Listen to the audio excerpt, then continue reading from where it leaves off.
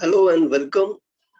I'm Amit Saxena along with my teammate Dr. Deepika Chavda. On behalf of Jackson Paul Pharmaceuticals, we bring a warm welcome greetings to all. To make the journey of pregnancy comfortable, Jackson Paul brings to you Lycorate the Cell Protector, also available sugar-free Lycorate sachet in orange flavor to prevent pregnancy complication, Narikal tablet of calcium citrate maleate, vitamin D3 and folic acid, and Jepitone iron syrup. In association with the Indian Academy of Cosmetic Dermatology and Gynecology, Dr. Ragini Agarwal presents Nurturing Birth Journey to Motherhood from Conception to Delivery and Beyond. The fourth episode of this series to understand pregnancy and nutrition. We have with us the program director and speaker, Dr. Ragini Agarwal, founder president IACDG, and founder president Harobs Gynae. Program coordinator and speaker, Dr. Chandan Kachru, consultant Obs and Gynae and adolescents health and chairperson, Udan project of Haryana Association of Obs and Gynae. Speaker, Dr. Himani Sar Badikari, nutrition consultant, D yoga trainer at GS Diet Culture. She is competent professional with 12-year experience in clinical nutrition and 9-year experience as diabetic educator. We look forward to seeing you further program of this series every third Thursday of this month till year end. This webinar ID remains the same for all the program of the series. You can use the same joining link to join in every month. A warm welcome to faculty and all the attendees. Please post your queries by text and Q&A box to be answered at the end. Please note this webinar is streaming live on Facebook and the recording of the will remain on Jackson Paul YouTube channel for reference and promotion. I now request Dr. Ragini Agarwal to kindly initiate that session with a talk on GDM. Thank you, Mr. Amit, and warm welcome to all the faculty and attendees who are joined this program. We are committed to educate our women enlarged, specifically pregnant women. As we all know that mother can change the whole society. एक स्वस्थ माँ एक स्वस्थ बच्चे को जन्म देती है और एक स्वस्थ बच्चा एक स्वस्थ समाज को जन्म देता है. So with these words, I will start my presentation. Gestation diabetes mellitus या GDM एक बहुत ही कॉमन बीमारी है. जब आप प्रेगनेंसी में होती हैं और डॉक्टर के पास जाती हैं तो कई बार इस शब्द को आपको सुनना पड़ता है.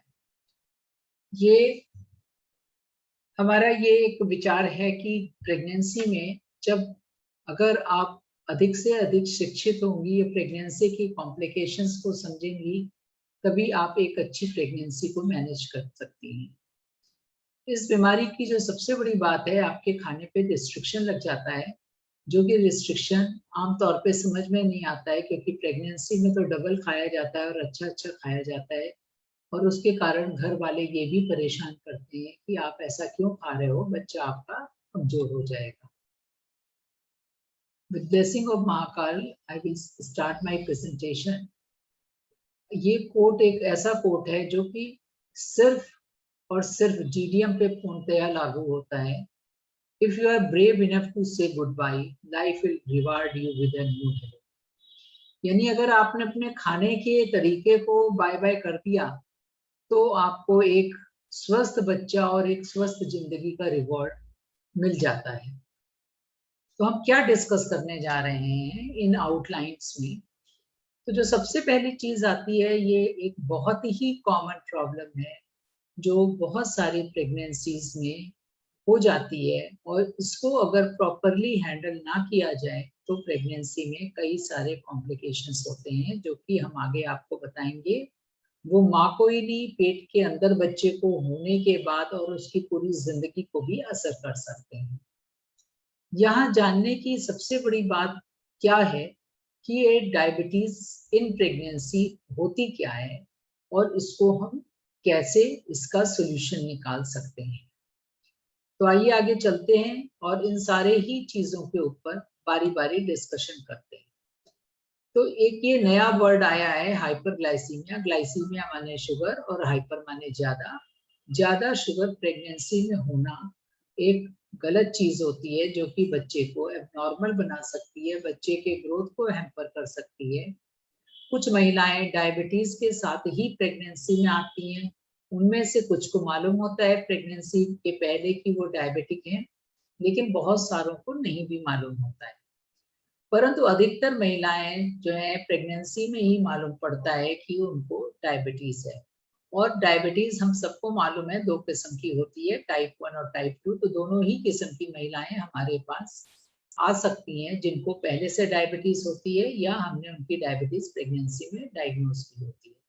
जो डायबिटीज 16 या 20 हफ्ते के बाद होती है, जिसको हम प्रेगनेंसी की डायबिटीज कहते हैं, उसका रीजन कुछ डिफरेंट होता है और उनमें से अधिकतर महिलाएं प्रेगनेंसी खत्म होने के बाद ठीक हो जाती हैं। लेकिन ये एक अलर्ट साइन है उनके लिए कि उनको आगे डायबिटीज हो सकती है। क्या बहुत इंपॉर्टेंट है जब आप डायबिटीज को हैंडल करने निकलते हैं कि एक तो अपने आप ग्लूकोज की मॉनिटरिंग करना एक बहुत ही जरूरी चीज है। उसके बिना कोई भी डायबिटीज कायदे से बैलेंस नहीं हो सकती है। सिर्फ यहाँ एक टिप मैं आपको देना चाहूंगी, ये सिर्फ उनके लिए ही नहीं है कि जिनको प्रेगनेंसी में डायबिटीज है, ये उन सभी महिलाओं के लिए या उन सभी इंसानों के लिए है कि आप अपनी डायबिटीज तभी मैनेज कर सकते हैं जब आप अपनी मॉनिटरिंग रेगुलर करें। और प्री एग्जिस्टिंग डायबिटीज और जो डायबिटीज प्रेगनेंसी में डेवलप होती है, उनमें दोनों में जो सबसे बड़ा अंतर है वो ये अंतर है कि जिन लोगों को पहले से डायबिटीज होती है तो उनका बच्चा डिफेक्टिव हो सकता है, बच्चे के हार्ट में डिफेक्ट हो सकता है, उसकी बॉडी में डिफेक्ट हो सकता है, जो कि बाद में होने वाली डायबिटीज में ऐसा नहीं होता है। बच्चे के अंदर किसी किस्म की कोई स्ट्रक्चरल प्रॉब्लम नहीं पाई जाती। तीसरी आपको जानने की आवश्यकता है, एज ए इंडियन एथनिसिटी हम लोगों को ज्यादा डायबिटीज होने की संभावना होती है वेस्टर्न कंट्री के हिसाब से। इसलिए उनके और हमारे मॉनिटरिंग के सिस्टम में, लेवल के सिस्टम में बहुत अंतर है। ये मेरी आप लोगों से सबसे निवेदन है कि आप अपने कृपया गूगल से थोड़ा सा इस मामले में नॉलेज ना लें। वहाँ जो अमेरिकन लेवल या यूरोपियन लेवल है वो हमारे इंडियन लेवल पे नहीं आता है। हमारी डायबिटीज उनसे थोड़ी डिफरेंट है। हमारे जो बॉडी है, हम अपने आप को एक हाई फैट कंटेंट बॉडी कहते हैं और सेम वेट पे हमारा प्रोटीन मास, मसल मास उनके कंपैरिजन में कम होता है। और एक चौथी चीज जो बहुत ही इंपॉर्टेंट है, हमारा आपको सबको, अब everybody is quite know this word PCOD और पीकॉस या पीसीओडी। ये बहुत ही तेजी से हमारे समाज में बढ़ रही है और ये महिलाएं जो प्रेग्नेंट होती हैं इनको डायबिटीज होने के चांसेस बहुत ज्यादा होते हैं, क्योंकि पीसीओडी इटसेल्फ और प्री डायबिटिक कंडीशन यही नहीं, मोटापा भी बहुत ज्यादा बढ़ रहा है आजकल और ये भी डायबिटीज को एक ढंग से प्रेसिपिटेट कर देता है। ये भी अच्छा, दूसरी चीज हम ये बताएंगे कि क्यों ये ऐसा हो रहा है। वो ऐसा इसलिए हो रहा है कि आपका एक तो मोटापा बढ़ रहा है, दूसरा डायबिटीज की उम्र कम होती जा रही है, तीसरी चीज क्या है, आपकी अपनी उम्र बढ़ती जा रही है। पहले 20, 22, 25 में लोगों को बच्चे होते थे, अब लोग 30, 35 में आते हैं, जो कि वैसे ही प्री डायबिटिक होने की उम्र हो जाती है। तो ये सब देखते हुए डायबिटीज अब हमें पहले के मुकाबले में ज्यादा मिलनी शुरू हो गई है। हमारा एम क्या होता है, हमारा गोल है जल्दी से जल्दी हम ये पता करें किसी को डायबिटीज तो नहीं है और समय से उसको इंटरवीन करके उसकी भविष्य के हेल्थ को भी संभालें और साथ ही साथ कई जनरेशन में आने वाली डायबिटीज को समझ सकते हैं। इसका क्या मतलब है कि अगर आपका शुगर कंट्रोल है तो आपके पेट में जो बच्चा है, ओवर अ 3 जनरेशन हम डायबिटीज इन द फैमिली को भी रिड्यूस कर सकते हैं। अब ये कुछ टेस्ट हैं जो डॉक्टर्स आपको बताते हैं, जो कि आपको जानना बहुत आवश्यक है, क्योंकि जब ये टेस्ट लिखे जाते हैं तो कई बार आपके दिमाग में ये बात आती है कि मैं ये टेस्ट क्यों कराऊं, कैसे कराऊं, किस लिए कराऊं। एक कॉमन टेस्ट है HbA1c जो हम पूरे 9 महीने में तो नहीं कराते हैं, लेकिन शुरू में खास करके जो हाई रिस्क ग्रुप के पेशेंट होते हैं, ये हमें एक 3 महीने की संभावना देता है कि उस महिला को HbA1c से कि कितनी डायबिटीज की संभावना है। HbA1c जिन महिलाओं का ज्यादा होता है, अगर वो प्रेग्नेंट होती हैं तो उनके में स्ट्रक्चरल प्रॉब्लम यानी बच्चे के अंदर डिफेक्ट होने के चांस बहुत ज्यादा हो जाते हैं। लेकिन इसका ये मतलब नहीं है कि अगर HbA1c ज्यादा है तो हमारे बच्चे का अबॉर्शन कर दें। बहुत सारे ऐसे पेशेंट हम लोगों ने हैंडल किए हैं जहां मरीज का HbA1c बहुत ज्यादा था, लेकिन उसको ये दिमाग में रखना पड़ता है कि उसके बच्चे में डिफेक्ट हो सकता है, और अगर वो उसके लिए तैयार है तो वो प्रेगनेंसी को कंटिन्यू कर सकता है। और अगर किसी भी टेस्ट में बच्चे के अंदर एबनॉर्मलिटी नहीं आ रही है तो बच्चा नॉर्मल भी पैदा हो सकता है। FBS PPBS होता है फास्टिंग ब्लड शुगर और पोस्ट प्रेंडियल ब्लड शुगर, खाने के बाद आपका ब्लड शुगर क्या है, तो इसी की मॉनिटरिंग हम सेल्फ ग्लूकोज से मॉनिटर कराते हैं और उसके लेवल को आपकी प्रेगनेंसी में मेंटेन करते हैं।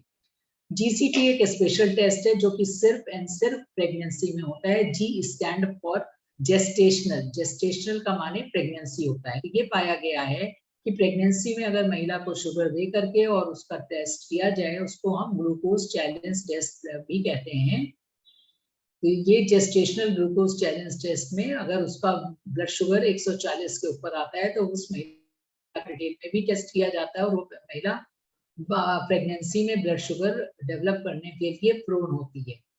Last but not least OGTT, जो कि मेरा तो बहुत ही फेवरेट टेस्ट है और मेरे ख्याल से मैंने कई महिलाओं को उनके डिफेक्टिव बच्चे होने से भी बचाया है, क्योंकि मैं जो हमारी गाइडलाइंस कहती हैं उनसे मैं कहीं ज्यादा करवाती हूँ, क्योंकि मैंने अपने एक्सपीरियंस में देखा है हमारी भारतीय महिलाओं को, खास करके अगर उम्र ज्यादा है, मोटी है, उनके फैमिली में डायबिटीज है, तो प्रेगनेंसी 34 वीक्स में भी उनको डायबिटीज अपीयर हो सकती है। और अगर हम उस समय मिस कर जाएं तो वो हमारे बच्चे के लिए बहुत नुकसानदेह होता है। कई बार बच्चे को अगर हम टाइमली केयर नहीं कर पाते हैं तो बच्चे का दिमाग भी हैम्पर कर जाता है।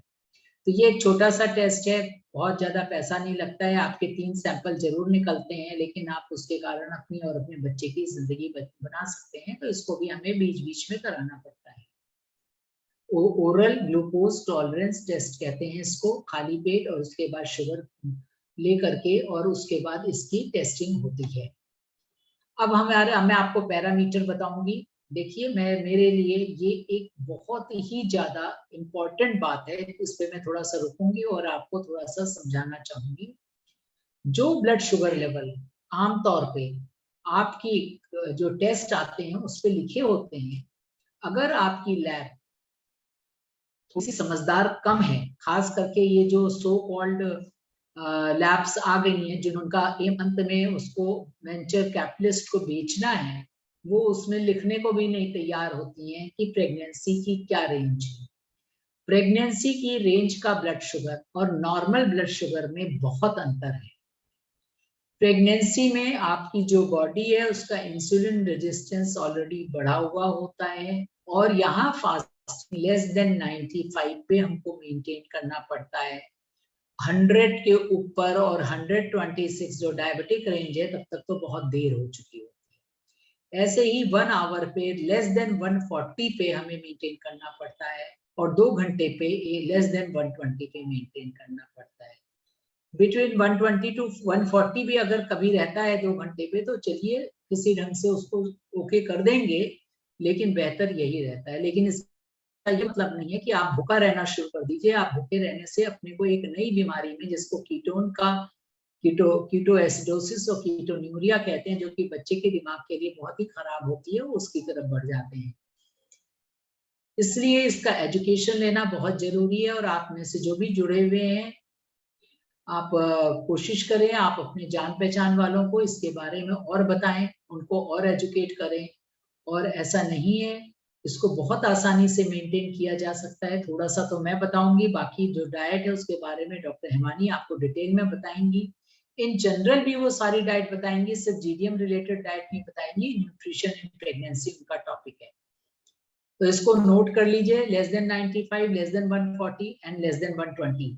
ये 150 और 180 नहीं है जैसा कि और आप पे उसमें लिखा होता है। तो ये क्यों इम्पोर्टेंट है, हम इसके ऊपर क्यों इतनी बात करना चाहते हैं, क्योंकि यही आपको एक स्वस्थ बच्चा और एक स्वस्थ प्रेगनेंसी देती है। अब देखिए क्या क्या हो सकता है। अगर आपको डायबिटीज आपने अपनी मेंटेन नहीं की, आपको ब्लड प्रेशर बढ़ जाएगा, प्री इक्लैम्पशिया जो कि एक दूसरी खतरनाक बीमारी है प्रेगनेंसी की, वो हो सकती है। आपकी प्रेगनेंसी में, अगले प्रेगनेंसी में तो ये रिकर कर ही कर सकती है।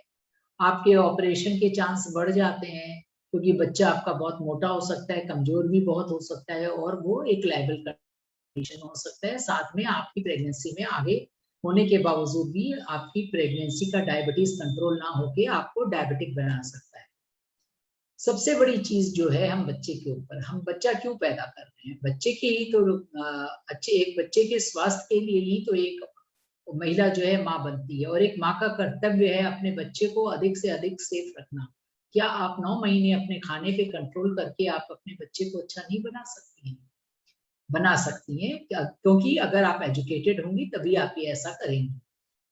जो आपका बच्चा आपके पेट में डेवलप हो रहा है, वो आपकी माँ से ग्लूकोज लेता है, तो इसलिए माँ का ग्लूकोज जो है प्लासेंटा के थ्रू उसमें चला जाता है, लेकिन माँ का इंसुलिन नहीं जा पाता है उसको कंट्रोल करने के लिए, और बच्चा इनिशियल स्टेज पे इंसुलिन नहीं बनाता है, तो वो बच्चा, आप समझ लीजिए आपने चीनी के अंदर डाल दिया। अब बताइए उसका क्या होगा, जो चीनी के घोल में पड़ा हुआ बच्चा होगा, ये हाल होता है। तो उससे क्या हो जाता है, बच्चे में जो एबनॉर्मेलिटी तो होती ही होती है, अगर शुरू के स्टेज में है, बच्चा बहुत मोटा हो सकता है, और मोटा होने के कारण कई बार वो नीचे से नहीं निकलता है, आपका भी रास्ता फट सकता है। इवन सिजेरियन की डिलीवरी में भी बहुत दिक्कत आती है, बच्चा पेट में, बच्चे की सडन डेथ, ये एक बहुत ही बड़ी प्रॉब्लम है जो कि बच्चों में डायबिटीज के केस में होती है। आज भी अगर कोई महिला मुझे आके बताती है कि मैं, मैडम मेरा 40 हफ्ते पे बच्चा मर गया, मैं गई थी तो उन्होंने बोला मेरा बच्चा मर चुका है, और मेरे सारे टेस्ट नॉर्मल आए थे, जब मैंने कराया तो मेरे दिमाग में उससे पहला क्वेश्चन होता, तुम्हारा शुगर कब टेस्ट हुआ था? मेरा शुगर तो जी 26 हफ्ते या 28 हफ्ते पे टेस्ट हुआ था, उसके बाद नहीं टेस्ट हुआ था। आपकी फैमिली में डायबिटीज है? हाँ जी हमारी फैमिली में डायबिटीज है। आपको पीसीओडी था? हाँ जी हमें पीसीओडी था। तो नेक्स्ट प्रेगनेंसी में मैं उसका ब्लड शुगर 38 हफ्ते तक कराती रहूंगी, मुझे नहीं मालूम, मेरे कई पेशेंट में 34 और 38 हफ्ते पे भी निकलता है। तो ये बहुत ही इंपॉर्टेंट चीज है फॉलो करने के लिए। अभी भी एक महिला मेरे पास आ रही है जिसकी ऐसे ही डेथ हुई थी बच्चे की, और जब हमने उसका टेस्ट कराया तो आप आश्चर्य मानिएगा, 7वें हफ्ते में ही उसका HbA1c 6.2 था, और ब्लड शुगर उसका मार्जिनली हाई था, तो जरूर उसको पिछली प्रेगनेंसी में डायबिटीज ही थी। अब अगर हम बच्चों पे आते हैं तो आप देख के आश्चर्यचकित रह जाएंगे कितनी प्रॉब्लम हो सकती है। बच्चे को झटके आ सकते हैं, उसको जॉन्डिस हो सकता है, उसका दम घुट सकता है, उसको इन्फेक्शन हो सकते हैं, यहाँ तक कि उसको जो ट्रॉमा होगा तो होगा, उसके कारण वो अपाहिज भी हो सकता है। साथ में जो सबसे बड़ी चीज है, जो झटके आने के कारण उसके दिमाग में जो चोट आएगी, बच्चा हमेशा के लिए उसका इंटेलेक्ट पुअर हो जाता है, और इन बच्चों को आगे चलकर adulthood diseases like obesity, hypertension, dyslipidaemia यानी कि लिपिड की गड़बड़ी भी होने के चांस होते हैं। उनका जो है अंदर जो कार्डियोवैस्कुलर डिसऑर्डर्स हैं वो भी ज्यादा होते हैं, अर्ली डायबिटीज में। तो हम कैसे बचेंगे? Close monitoring. आपके बाप का कुछ ज्यादा अल्ट्रासाउंड होगा और बच्चों के मुकाबले और पेशेंट के मुकाबले में, एक आपका हार्ट का कार्डियक इको बच्चे का होना जरूरी है कार्डियक डिफेक्ट जानने के लिए, और सीटीजी यानी कि एक 28 हफ्ते के बाद बच्चे की दिल की पट्टी कई बार होगी, और डेली फीटल मूवमेंट काउंट, ये तो एक ऐसी चीज है सो सिर्फ माँ ही कर सकती है, उसको रोज करना जरूरी है। दिन में 3 बार बाएं करवट लेट के पेट पे हाथ रख करके वो देखेगी बच्चा कितनी बार घूम रहा है। अगर बच्चा पहले घंटे में 3 से 5 बार से कम घूमता है तो अगली बार में आपको 1 घंटा और देखना है, हो सकता है बच्चा सो रहा। तो देखिए DFMC या डेली फीटल मूवमेंट काउंट एक ऐसी चीज है जिसको बिल्कुल नेग्लेक्ट मत कीजिए, किसी भी प्रेगनेंसी में मत कीजिए, लेकिन अगर आप GDM है तो ये बहुत जरूरी है कि आप इसको रोज रोज करें। तो हम लोग इसको कैसे मैनेज करेंगे? जो सबसे फोरमोस्ट चीज है, न्यूट्रिशनल काउंसलिंग। देखिए डायबिटीज एक लाइफस्टाइल डिजीज है, तो ये प्रेगनेंसी में भी जो है बहुत ही खूबसूरती से अगर अपने डाइट को आप मेंटेन करके बैलेंस करके चलेंगे, साथ में थोड़ी सी एक्सरसाइज करेंगे और अपने ग्लूकोज को मॉनिटर करेंगे, तो आप इसको कंट्रोल कर सकते हैं। बहुत ही थोड़े से लोग होते हैं जिनको दवाई, इसके बाद भी दवाई लेने की जरूरत पड़ती है, अगर वो बढ़ा हुआ आता है 95 से ज्यादा फास्टिंग और पोस्ट प्रेंडियल 140 से ज्यादा, तो उनको हम दवाई देते हैं। तो MNT या मेडिकल न्यूट्रिशन थेरेपी इसका मेन स्टे है। एक्सरसाइज एक अच्छा रोल प्ले करता है, फिर हम इसको दवाई देते हैं। दवाई के नाम पे हमारे पास मुंह से खाने की गोलियां हैं और इंसुलिन के इंजेक्शन हैं। तो हम जब आपको खाने के लिए बोलते हैं तो क्या हमें बैलेंस करना पड़ता है कि ना तो हम आपका इंटेक बहुत कम करें और ना ही हमारा ये ध्येय होता है कि आपको गड़बड़ पहुंचे। दोनों के बीच में हमें बैलेंस करके करना पड़ता है। कुछ भी हो जाए, एक लेवल तक का तो खाना आपको खाना ही है। अगर उस पर भी आपका शुगर नहीं मेंटेन हो रहा है तो दवाई जरूरी है। और आपका वेट भी है प्रॉपरली ढंग से बढ़ना है और कीटोएसिडोसिस को बहुत ज्यादा हमें रोकना है, क्योंकि कीटोसिस आपके बच्चे का दिमाग खराब कर सकती है। और ये सारी चीज गाइडेंस के लिए या तो आपका डॉक्टर खुद इसको बहुत ज्यादा इस पे ध्यान देता है, नहीं तो उनके पास एक डायबिटिक एजुकेटर और डाइटिशियन होती है और उनके हेल्प के साथ वो आपकी इसको मैनेज करता है। इसमें हमें बेसिकली मोटा मोटी 175 gram of carbohydrate, 71 gram of protein और 28 ग्राम ऑफ फाइबर जरूरी है। देखिए इस पे आप फोकस करिए, 71 gram of protein, 71 gram of the protein. हमारे इंडियन डाइट्स में, वेजिटेरियन डाइट में इस प्रोटीन को पाना बहुत मुश्किल है। तो आप जो भी खाते हैं उस पर पूरे समय ध्यान रखना है कि आपके पेट में प्रोटीन जरूर जाए। इसमें हाई सैचुरेटेड फैट नहीं होने चाहिए और कार्बोहाइड्रेट सिंपल नहीं होना चाहिए। तो मैदा तो अपनी जिंदगी से उठा करके फेंक दीजिए, मैदा बिल्कुल मत खाइए। आपका सारा बेकरी प्रोडक्ट, सारे सो कॉल्ड बिस्किट एंड किसी भी किस्म की ब्रेड, चाहे वो आटा ब्रेड हो, चाहे वो ब्राउन ब्रेड हो, चाहे वो मल्टीग्रेन ब्रेड हो, जब तक आपने खुद नहीं बनाई हो सोच के चलिए उसमें 50% मैदा जरूर होगा। और यहाँ मैं आपको ये भी बताना चाहूंगी, मैदा सिर्फ GDM के लिए नहीं खराब है, वो आपकी लाइफ के लिए, आपके ओवम के लिए, आपके बच्चे की पूरी लाइफ के लिए खराब है, क्योंकि ये ऑक्सीडेटिव स्ट्रेस आपकी जिंदगी में बेइंतहा बढ़ाता है। तो बहुत ज्यादा डिटेल में जाने की जरूरी नहीं है, लेकिन इस चार्ट से आप ये समझने की कोशिश करें, अगर आप अंडरवेट हैं तो आपको कैलोरी ज्यादा दी जाएगी, और अगर आप मोटे हैं तो आपको कम कैलोरी की रिक्वायरमेंट है, बल्कि आपके जो कैलोरी आपको दी जाती है उसमें से 500 कैलोरी घटा दी जाएगी। फिर भी किसी भी महिला को, चाहे वो कितनी भी मोटी हो, अगर वो प्रेग्नेंट है उसको 1800 कैलोरी खानी जरूरी होती है। तो कार्बोहाइड्रेट से आपको 40% कैलोरी आती है। अभी डॉक्टर हिमानी इन चीजों को और सरल शब्दों में आपको बताएंगी। प्रोटीन 20% और फैट आपका 40% आता है, जिसमें कि आपके सैचुरेटेड फैट लेस देन 7%, यानी घी के 2 चम्मच से ज्यादा घी मत खाइए। तो अब जब आपका सारा प्रेगनेंसी चल गया, अब आप डिलीवरी के लिए जा रही हैं, तो कई बार डिसीजन लेना पड़ता है कि डिलीवरी कब कराई जाए। कई बार जो लोग बहुत इंसुलिन वगैरह पे हैं तो उनको हम बहुत लेट स्टेज तक नहीं ले जाते हैं, क्योंकि उसमें डेथ होने की संभावना हो जाती है। इंसुलिन वालों को आमतौर पर 39 हफ्ते तक उनको इंड्यूस करके या सिजेरियन करके बच्चा निकाल लिया जाता है। बहुत क्लोज मॉनिटरिंग में रखना पड़ता है, कभी भी कुछ भी गड़बड़ हो सकता है। विजाइनल डिलीवरी करानी है, सिजेरियन डिलीवरी करानी है, जो कुछ बच्चे के हित में होगा वही किया जाएगा। हमें सिजेरियन करने का कोई शौक नहीं होता है, लेकिन बच्चा हमारे लिए बहुत इंपॉर्टेंट है और आप भी बहुत इंपॉर्टेंट हैं। अगर बहुत बड़ा बच्चा नीचे से निकालते हैं, आपके सारे अंगों का चिथड़ा हो जाता है, और जब आप बड़े होते हैं तो आपको यूरिन और स्टूल का रुकना कम हो जाता है। तब आप ये नहीं सोच पाते हैं कि 40 साल में जो यूरिन आपका गिर रहा है उसका रीजन आपका 4.5 किलो का बच्चा था, जो नीचे से खींच खींच के निकाल दिया गया था। पोस्टमार्टम केयर बहुत इंपॉर्टेंट है, क्योंकि इस समय आपकी शुगर रह सकती है, आपको इन्फेक्शंस हो सकते हैं।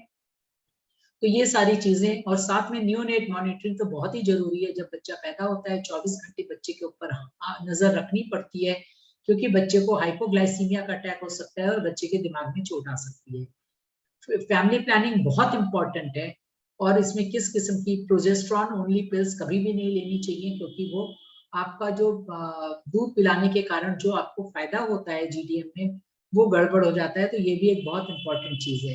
तो कुल मिलाकर के क्या समझ में आया? ये समझ में आया कि प्रीनेटल काउंसलिंग सबसे जरूरी है। जब भी आप प्रेग्नेंट होने को सोचें, पहले आप डॉक्टर के पास जाएं और देखें कि प्रीनेटल काउंसलिंग कराएं कि आपको कोई और बीमारी या कुछ नहीं है, और उसको लेकर के आप फिर प्रेगनेंसी के लिए सोचें। और अगर पहली प्रेगनेंसी में आपको ये सब हुआ है, तो अगली प्रेगनेंसी में करने के पहले आप डॉक्टर के पास जाकर के पहले चेक करा लें और शुरू से अपने शुगर का ध्यान रखें।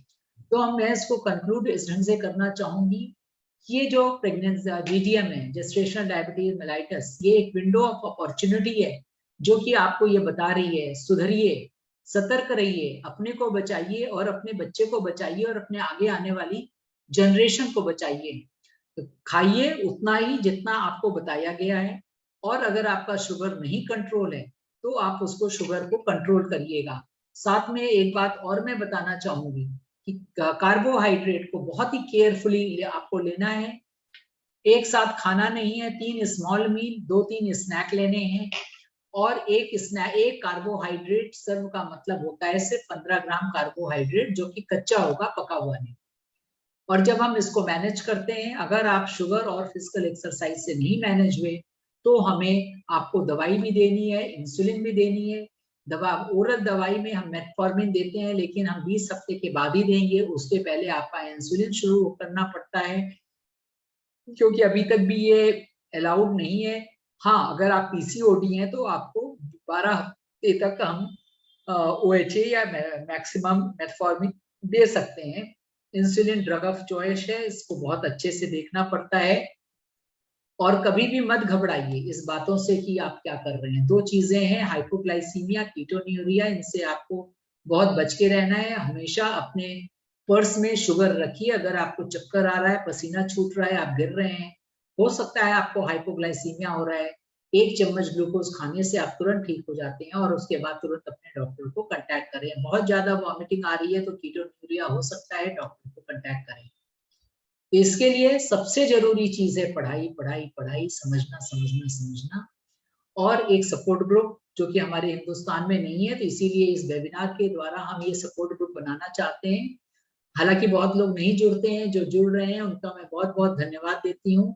आप लोग समाज में इस बातों को फैलाइए। सेल्फ मॉनिटरिंग के बिना कोई भी डायबिटीज नहीं ठीक हो सकती है। मेरी एक अनएजुकेटेड पेशेंट जो 22 साल के बाद प्रेग्नेंट होके आई थी, उसका HbA1c 11.8 था, जिसपे लोगों ने उसको एबॉर्शन बोल दिया था, लेकिन वो नहीं गिराना चाहती थी। उसने पढ़ाई लिखाई सीख करके और सेल्फ मॉनिटर से हेल्दी बच्चा पैदा किया। हो सकता है डॉक्टर आपको बार बार बुलाए, तो मत सोचिए वो आपसे पैसा लेना चाहता है, आपके लिए जरूरी है कि आप बार बार जाएं। तो अब बताइए, ये बहुत ही मुझे ठीक लगा कि मैंने tell me and I forget, teach me I remember, involve me and I learn. इससे बेहतर कुछ नहीं हो सकता है। अगर हम अपने पेशेंट्स को अपने साथ हर चीज में पढ़ा करके इन्वॉल्व करेंगे, तभी उसको समझ में आएगा, तभी हम एक स्वस्थ समाज का निर्माण कर सकते हैं। Thank you so much for your patient hearing. Over to Himani to continue it with the nutritional therapy. और न्यूट्रिशन बहुत इंपॉर्टेंट है, आप जनरल न्यूट्रिशन भी बताएंगी, थोड़ा बहुत चीजों के बारे में भी बताएंगी, और उससे लोगों को जो भी बेनिफिट होगा वो हमारे लिए बहुत ही लॉन्ग वे में जाएगा। हिमानी एक ट्रेन डाइटिशियन है, हम हालांकि वो एक इंडिपेंडेंट फ्रीलांसर है, लेकिन हमने कई साल साथ में काम किया है और मैंने ये पाया है वो काफी एक अच्छा काम करती है। Over to you Himani. Ma'am, there is a query. Can I unmute? हाँ, बताइए बताइए।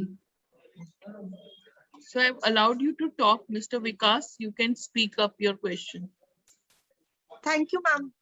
Thank you for the information, the valuable information. I'm also pregnant, 27-week pregnant, and my sugar level is 161. And sometime it will go down and up. Sometime it will 98, and sometime it will 140. Then is it okay or? नहीं, बिल्कुल भी नहीं। आपका sugar, क्या आप daily check करती हैं? हाँ जी मैम, मैं डॉक्टर ने मुझे बोला है तो मैं डेली चेक करती हूँ। तो आप अपने 7 दिन का, रादर 5 दिन का बना करके अपनी डॉक्टर के पास जाइए। आपकी डाइट में कहीं ना कहीं कुछ गड़बड़ है, और आपका शुगर लेवल अगर इतना फ्लक्चुएट कर रहा है तो आपको इंसुलिन पे होना चाहिए, ओरल मेडिकेशन पे नहीं। 161 तो किसी भी कंडीशन में हम प्रेगनेंसी में नहीं दे सकते हैं।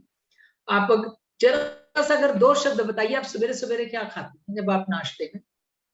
मैम, मैं सुबह उठ के, जैसे अभी डाइट का जो डॉक्टर ने बताया था उसके अकॉर्डिंग मैं चाय लेती हूँ विदाउट शुगर, और साथ में पोहा, और उसके बाद ड्राई फ्रूट्स, और उसके बाद मिसी रोटी लेती हूँ मैम। आप ये बताइए आपने नाश्ता कितने बजे किया होता है? 8:30 बजे? 7 बजे मैम, 7 बजे। 7 बजे? 7 बजे नाश्ते में आप रोज मिस्सी रोटी खाती?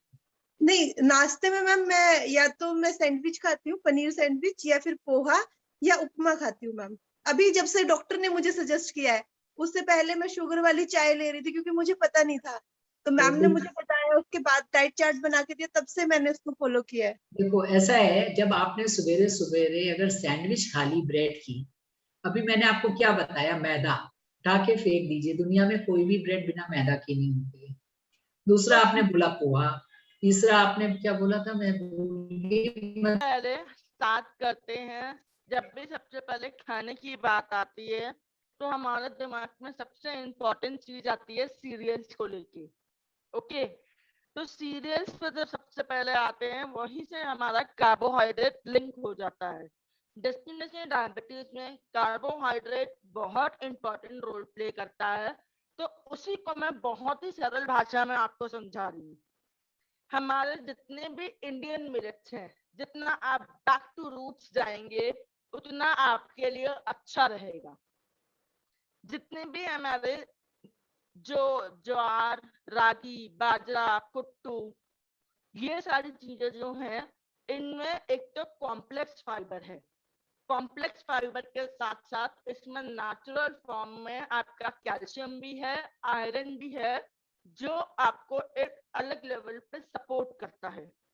प्लस आपकी इंसुलिन सेंसिटिविटी, इंसुलिन रेजिस्टेंस को भी कंट्रोल करने में हेल्प करता है। ठीक है, अब हमें क्या होता है, जब भी डायबिटीज की बात आती है, सबसे पहले हम क्या करते हैं, जो चीजें नहीं खानी होती उन्हीं चीजों को हम डाइट में इनकॉर्पोरेट करके बढ़ा देते हैं, जैसे कि ब्रेड, पोहा, उपमा, सूजी की सारी बनी चीजें, बेसन। देखिए, जब भी ये सारी चीजें बनती हैं, इनकी प्रोसेसिंग में और इनकी माइलिन में बहुत डिफरेंस होता है। हर एक स्टेप पे आपकी फूड साइंस जब लगती चली जाती है तो आपके न्यूट्रिएंट्स में भी चेंजेस होते चले जाते हैं। ठीक है, बहुत से लोग बोलते हैं कि सूजी में क्या दिक्कत है, सूजी तो हेल्दी है। सूजी हेल्दी है पर डायबिटीज के लिए नहीं। ठीक है, आटा, जब भी हम आटे की बात करते हैं तो आटे के साथ आप गेहूं ले रहे हैं। यूजुअली गेहूं आप हर किसी के लिए तभी फायदेमंद है जब उसमें उसकी भूसी प्रेजेंट रहे। हम क्या करते हैं, हम उसकी भूसी को छान के अलग कर देते हैं और नॉर्मल आटे को कैरी फॉरवर्ड करते हैं। तो यहाँ पे हमें एक तो आटे का जो कॉम्पोजिशन है और आटे का जो पोर्शन साइज है, उससे 45 ग्राम से 15 ग्राम पे लाना है एक टाइम पे।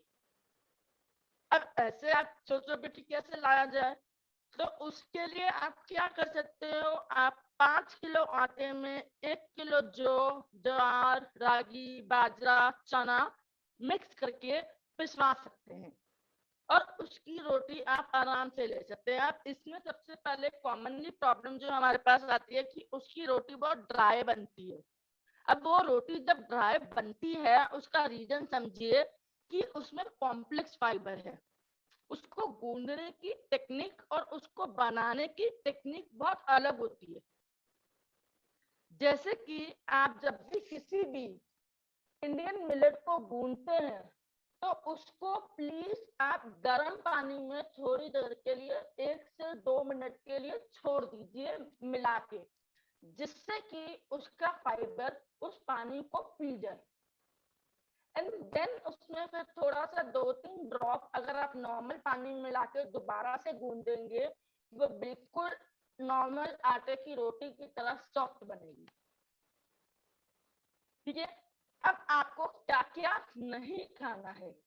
आपकी जितनी भी Italian, Chinese, continental, bakery, bread, biscuit, नमकीन, इंडियन चाट, पापड़ी, गोलगप्पे, ये सब आपको एकदम अपनी ग्रोसरी लिस्ट में से साइडलाइन कर देना है। इसमें से किसी भी चीज को आप अपनी डाइट में इंक्लूड नहीं करेंगे अनटिल एंड अनलेस आपके डॉक्टर इसके लिए आपको ग्रीन सिग्नल दे। नहीं तो लेटर स्टेजेस में आपका लिवर फंक्शन टेस्ट एलिवेट होगा तो आपको और ज्यादा परहेज करना पड़ेगा। तो या तो आप अभी से परहेज कर लीजिए या लेटर स्टेज में ये वाला सारा परहेज इसका डबल अमाउंट में कर दीजिए। आई थिंक विकास जी आपको आपके सवाल का जवाब मिला होगा मेरे इस सीरियल्स के आंसर में। अब आते हैं सब्जियों पे। जितनी भी आपकी रूट वाली सब्जियां हैं उन्हें आपको साइडलाइन कम करना है, बंद करने के लिए नहीं कह रहे, कम करने के लिए कह रहे हैं। और इनिशियली अगर आपका HbA1c या PP या फास्टिन हायर साइड पे आ रहा है तो उसे हम कुछ पर्टिकुलर टाइम के लिए बंद भी कर सकते हैं। लाइक आलू, अरबी, स्वीट पोटैटो, शकरकंदी, चुकंदर, ब्रोकली, बीन्स, गोभी, पत्ता गोभी। इसके अलावा आपको पूरे दिन में 2 कटोरी सब्जी और 100 ग्राम सलाद की प्लेट खाने के साथ में दवाई की तरह रोज खानी है। पर जब हम सलाद की बात करते हैं तो वहां पे हम नॉर्मल ग्रीन सैलेड की बात कर रहे हैं, फैंसी सैलेड्स की बात नहीं कर रहे जिसमें आपने बहुत सारा मायो या अलग अलग तरह की सॉसेस मिला दी है। प्लस सलाद में ऊपर से किसी भी प्रकार का, चाहे वो काला, पीला, नीला, सेंधा, कोई भी नमक हो, प्लीज उसे कट डाउन करिए। जब आप नमक कट डाउन करते हैं तो आप अपने आप को एक टेस्ट देने के लिए क्या करते हैं, आप चाट मसाले का इस्तेमाल शुरू कर देते हैं। तो चाट मसाला यहाँ पे वही चीज हो जाती है, आपने कान सीधा ना पकड़ के घुमा के पकड़ा। तो आपको अगर उसमें कुछ स्वाद देना है तो आप उसमें सिर्फ भुना जीरा, नींबू और काली मिर्च डाल सकते हैं। बहुत सी महिलाएं हमें इस बात की भी कंप्लेन करती हैं कि उन्हें प्रेगनेंसी के दौरान दाल खाने की इच्छा नहीं होती है, दाल खाने का मन नहीं करता। अब आप वेजिटेरियन हैं तो आपकी उस प्रोटीन रिक्वायरमेंट को हम कहां से पूरा करें। तो यहाँ पे हमारी जितनी भी ऐसी फूड प्रोडक्ट्स हैं जिसमें दाल और अनाज का मिक्स कंबाइन है, उस कंबाइन प्रोसेस को जब हम यूज करते हैं वो हमारी हाई बायोलॉजिकल वैल्यू प्रोटीन को मीट अप करने में हेल्प करता है। जैसे कि सपोज आपने चावल और उड़द दाल की या मूंग दाल की या ओट्स की और मूंग दाल की इडली मिक्स करके बनाई, साउथ इंडियन चीज अगर आपने खाने में कोई बनाई है तो वो आपकी एक तो फ्रेगमेंटेड प्रोडक्ट है। फ्रेगमेंटेशन से क्या होता है, खाने के अंदर आपका थोड़ा बहुत विटामिन B12, B6 भी इनकॉर्पोरेट हो जाता है जो आपके एसेंशियल अमाइनो एसिड्स की एब्जॉर्प्शन को बेटर कर देता है आपके खाने में। ठीक है, अब आते हैं आपकी जो एक खर्ची 15 ग्राम की होती है, जब आप उस दाल को बनाते हैं तो वो आपकी 30 ग्राम हो जाती है। तो पूरे दिन में एटलीस्ट आपको 60 ग्राम कुक दाल, मतलब 2 कटोरी दाल पूरे दिन में आपको लेनी ही लेनी है। अब आपको अगर बहुत ज्यादा गैस की प्रॉब्लम है, कॉन्स्टिपेशन की प्रॉब्लम है और आपकी 1 घंटे वाली शुगर हायर साइड पे आ रही है तो दालों में प्रोटीन के अलावा ऑक्सलेट और फास्फोरस भी प्रेजेंट होता है। तो इसके लिए आप अपनी डाइट में राजमा, छोले, लोबिया, काला चना थोड़ा सा कम कर दीजिए और कच्चा अंकुरित मत लीजिए। कोशिश करिए कि अंकुरित को आप पारबॉइल्ड या स्टीम करके ही लें। अगर आप नॉन वेजिटेरियन हैं, ऐसा कुछ नहीं है कि आप नॉनवेज नहीं खा सकते प्रेगनेंसी में, आप प्रेगनेंसी में नॉनवेज बहुत आराम से ले सकते हैं। अब कुछ पर्टिकुलर टाइम पीरियड होता है, हाँ, हम आपको नॉनवेज में रेड मीट के लिए मना करते हैं because of the fat content, क्योंकि डायबिटीज के साथ साथ आपके लीवर के टेस्ट को भी कंट्रोल में रखना बहुत जरूरी होता है।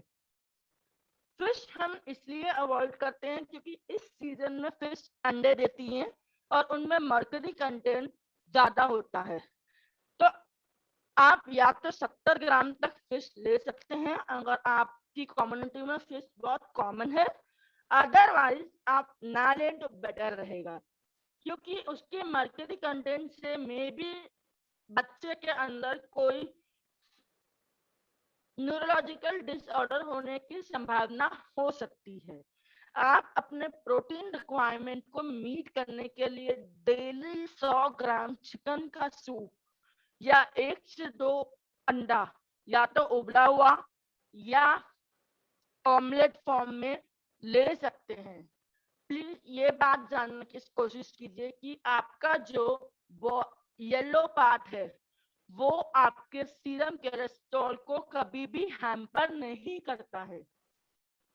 आपका कोलेस्ट्रॉल जो बढ़ता है वो बढ़ता है छुपे हुए तेल, छुपे हुए नमक से, जो कि मेरा मैदा, नमक, रिफाइन, मैदा, चीनी, रिफाइन की प्रोडक्ट्स के अंदर है। Example all breads, bakery, Chinese, continental, Italian food. जितना आप अपने हिंदुस्तानी खाने पे वापस आएंगे उतना आपके लिए अच्छा रहेगा। अब हम आते हैं दूध और दूध की बनी चीजें जो आपकी कैल्शियम रिक्वायरमेंट को पूरा करने में मदद करती है। देखिए, जितना भी कैल्शियम आप लेते हैं, सपोज आपने 1000 mg कैल्शियम लिया है तो उसकी 500 mg हमारी बॉडी एब्जॉर्ब करती है। अब जो एब्जॉर्प्शन है उसके ऊपर कोई ऐसी साइंटिफिकली एविडेंस नहीं है कि कितना परसेंटेज माँ के पास गया, कितना परसेंटेज तो बच्चे के पास गया। तो हम एक आरडीए गाइडलाइंस के हिसाब से कैल्शियम इनटेक को कंटिन्यू रखते हैं। तो जो भी आपकी जेस्टिनेशन डायबिटीज है या जिन महिलाओं को बहुत ज्यादा आपके गैस की प्रॉब्लम रहती है, इनडाइजेशन की प्रॉब्लम रहती है, कॉन्स्टिपेशन की प्रॉब्लम रहती है, या जो महिलाएं पहले से पीसीओडी, पीसीओएस थी और अब उन्होंने कंसीव किया है, तो हम उन्हें रात को दूध लेने के लिए मना करते हैं। तो प्लीज आप रात को दूध मत लीजिए। दूध को आप बहुत आराम से रिप्लेस कर सकते हैं अपनी दही से, लस्सी से, पनीर से।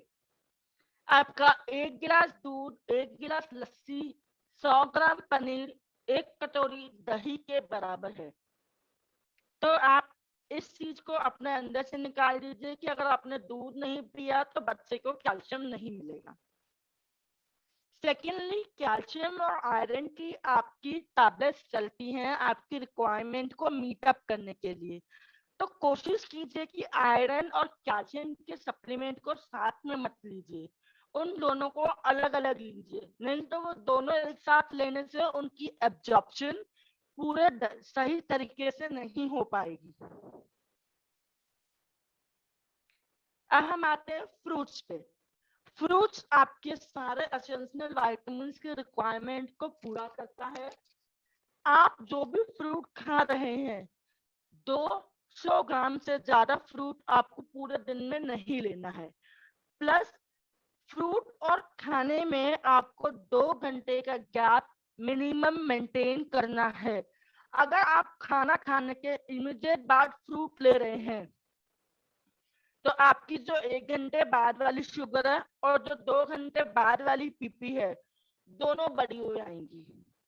प्लस जो फ्रूट के विटामिन्स हैं, फ्रूट के डाइजेस्टिव जूसेस हैं, वो आपके खाने के न्यूट्रिएंट्स को एब्जॉर्ब नहीं होने देते। तो इसलिए या तो आप फ्रूट खान, सपोज आप खाना 11 बजे 1 बजे खाते हैं तो फ्रूट या तो आप 11 बजे लीजिए या 3 बजे लीजिए। किसी भी प्रकार का फ्रूट जूस नहीं लेना। Fruit has a fruit.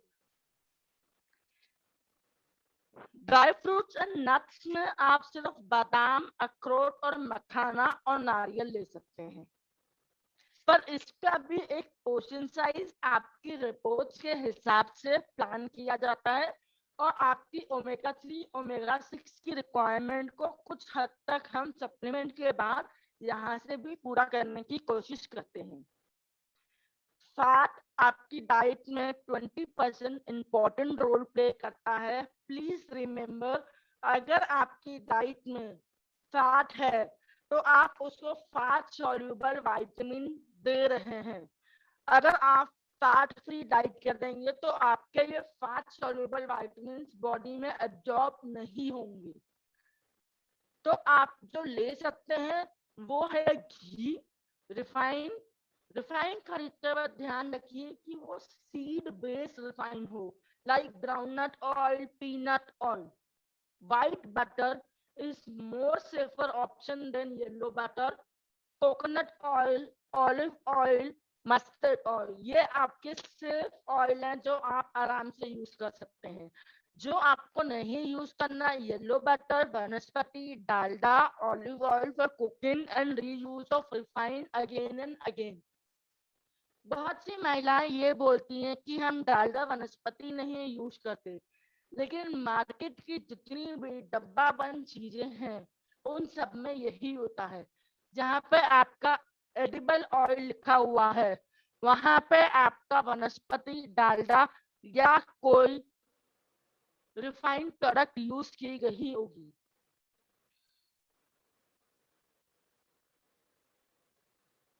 नमक, बहुत सी महिलाएं हाइपरटेंशन, वाटर रिटेंशन और पैरों में स्वेलिंग की कंप्लेन करती हैं, तो कहीं ना कहीं नमक उस चीज पे आपका बहुत इंपॉर्टेंट रोल प्ले करता है। आपको एक छुपा हुआ नमक अपने खाने से बाहर करना है। वो कैसे होगा? चाट मसाला, अचार, पापड़, चटनी, सॉसेस, मार्केट की बनी नमकीन, इन सब चीजों को हटा के नमक की आपकी गायने के हिसाब से आपको जितना रिकमेंड किया जाता है उसके हिसाब से आपकी नमक की प्लानिंग आपके कुक्ड फॉर्म में खाने। तो देखिए, मोटा मोटी ये बात है, जो आपकी प्रेगनेंसी है, प्रेगनेंसी में खाने का बहुत फर्क पड़ता है और ये प्रूव हो चुका है। आप जो खाते हैं वही आपका बच्चा वैसा ही होता है। यहाँ तक कि अब एक 1000 डेज का भी कॉन्सेप्ट आ गया है, जिसका मतलब है कि बच्चा होने के 3 महीने पहले से भी जो गैमीट बनता है, तो वो गैमीट पे जो बच्चा बन रहा है, अगर हम उस समय से खाने पे ध्यान देते हैं, अपने न्यूट्रिशन पे, तो जो आपका गैमीट बनता है वो ज्यादा अच्छा बनता है और आपके बच्चे के अंदर ज्यादा बेहतर वो हो सकता है। जैसे डॉक्टर हिमानी ने आपको बहुत क्लियरली एक एक चीज को पार्ट लेकर के बताया है। तो वैसे भी टाइम उनका खत्म होने वाला है, डॉक्टर चंदन का समय खत्म होने वाला है, तो इन जनरल 5 मिनट के अंदर अगर हिमानी ज्वाइन कर लेती तो ठीक है। मैं आपको कुछ टिप्स देना चाहती हूँ।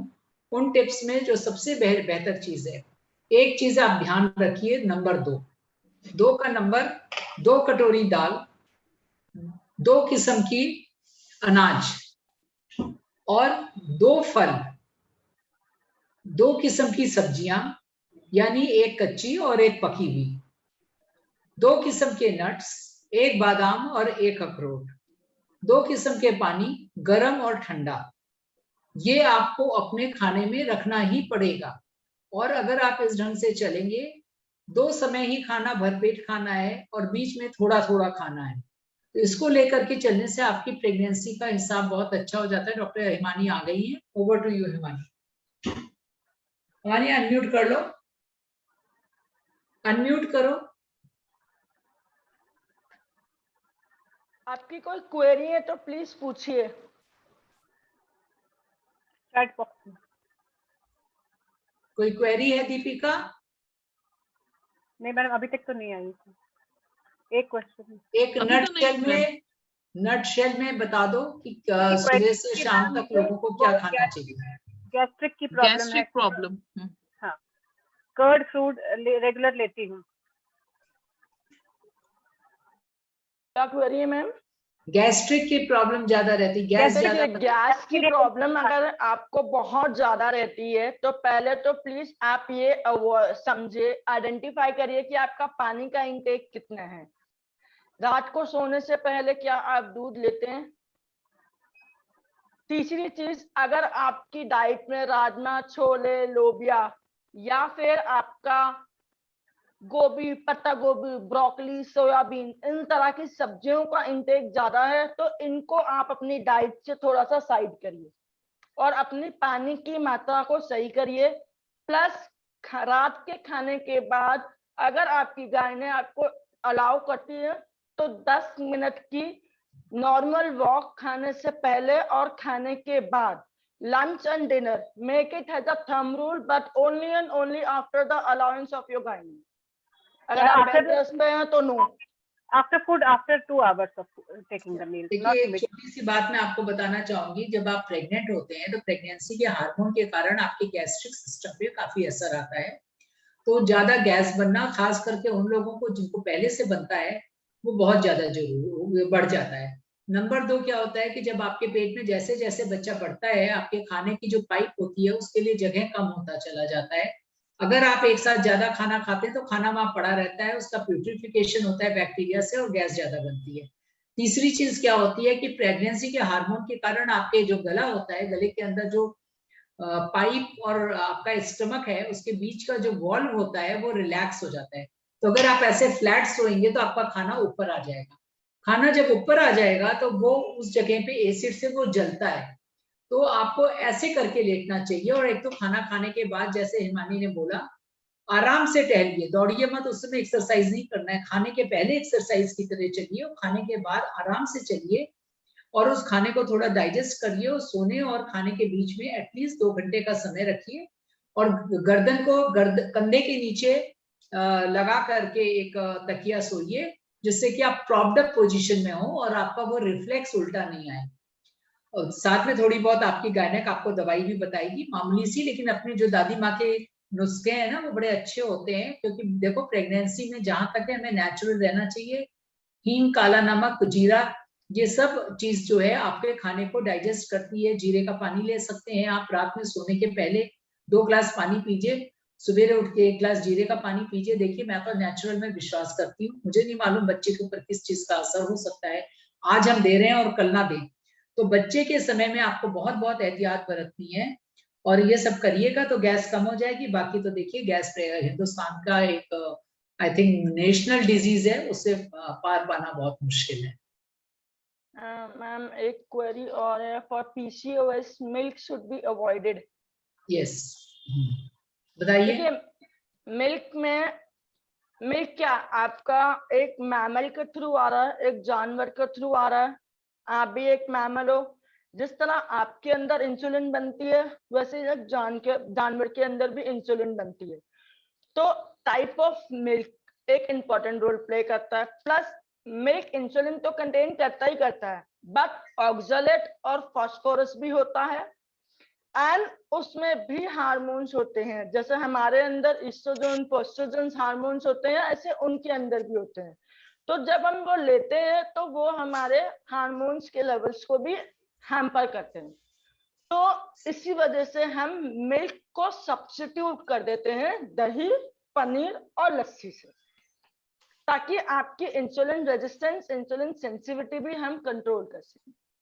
देखिए, ऐसा एक चीज है कि वैसे पॉलीसिस्टिक ओवेरियन डिजीज में अधिकतर डेयरी प्रोडक्ट अवॉइड करना चाहिए, हर किस्म का डेयरी प्रोडक्ट। लेकिन और वैसे भी जो हमारा एक डेली अलाउंस हमें अलाउड है, किसी भी एडल्ट को not more than 350 ml of the milk लेना चाहिए। एंड इट्स बेटर, जैसे डॉक्टर हिमानी ने बोला है, कि आप उसको कर्ड या पनीर के फॉर्म में लें। उससे ज्यादा देखिए, दूध जो है वो गाय बछड़े के लिए बनाती है, इंसान के लिए नहीं। और जो वो बछड़ा होता है वो भी एक समय के बाद पीना बंद कर देता है। बहुत सारे तरीके हैं आपको प्रोटीन पाने का और चीजें पाने का। तो बहुत ज्यादा दूध तो अच्छा किसी के लिए नहीं है। इस समय खास करके प्रेगनेंसी में थोड़ी सी आपकी रिक्वायरमेंट बढ़ जाती है, दूध आपको लेना पड़ता है, तो उसको दूध को आप चेंज करिए पनीर में। और पनीर का पानी मत फेंकिए, क्योंकि वही वो वे प्रोटीन है जिसको आप बाजार से 5,000 रुपए का खरीद के लाते हैं और खाते हैं। तो वो जो पनीर का पानी है उसको वे कहा जाता है और वो आपको बहुत फायदेमंद होता है। उसको वैसे भी पिया जा सकता है, खाने में मिला करके दाल में डाला जा सकता है, आटा साना जा सकता है। उसको मत फेंकिए और दही खाइए। मैं इसमें एक और क्वेश्चन देख रही हूँ, उसके पहले मैं चंदन को दूंगी कि देखिए 35 साल के बाद हम ये पाते हैं कि हमारी कम हो जाती है बच्चा होने की क्षमता, और एबनॉर्मल बच्चे होने की क्षमता भी थोड़ी थोड़ी बढ़नी शुरू हो जाती है।